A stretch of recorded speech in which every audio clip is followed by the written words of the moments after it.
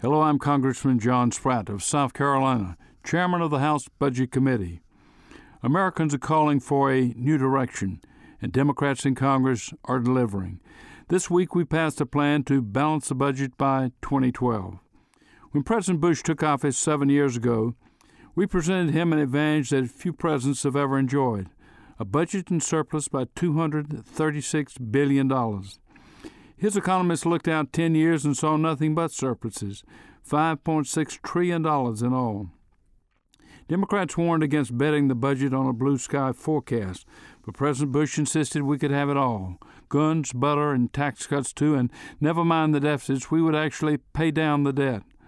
Well, by 2003, the surplus was gone, and by 2004, it was replaced by a record deficit, $413 billion.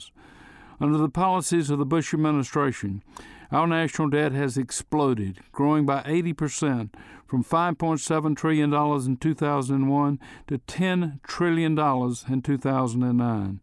Faced with these grim facts, what does the President's budget for next year propose? More of the same and a mountain of debt. The budget the Democrats passed this week charts a new course. It restrains spending and sticks to the rule of pay-as-you-go, but supports investments in energy, education, and infrastructure.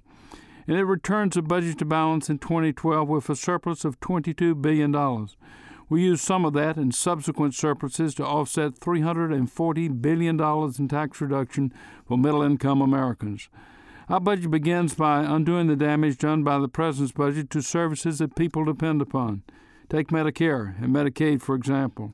The President wants to cut Medicare by $479 billion over 10 years and Medicaid by $94 billion.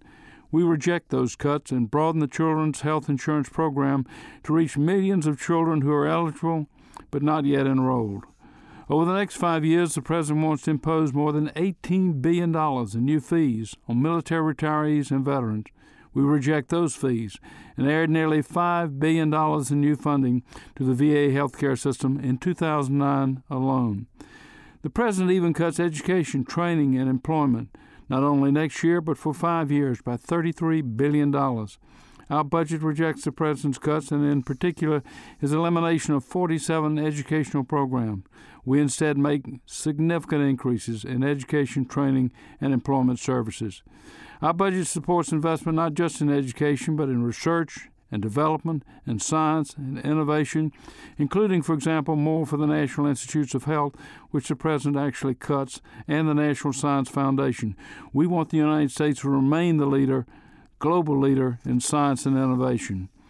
This country faces an energy deficit as well as a budget deficit. Read the President's budget and you'll find little to address the skyrocketing energy costs, or renewable energy, or clean fuel technology, or conservation and efficiency.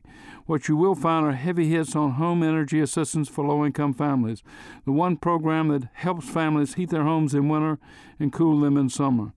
The President cuts deeply into that program. We raise funds well above his request.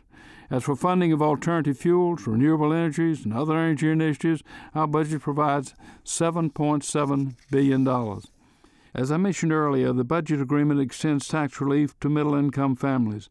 We shelter 20 million households from the alternative minimum tax. We also support renewal and extension of the middle-income tax cuts, such as the child tax credit, the marriage penalty relief provisions, and the 10% tax bracket.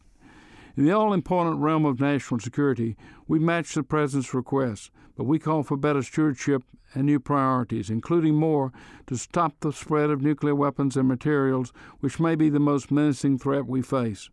We actually do more than the President to safeguard the homeland and internal security because we reverse his misguided cuts in local law enforcement and in funds for firefighters and other first responders.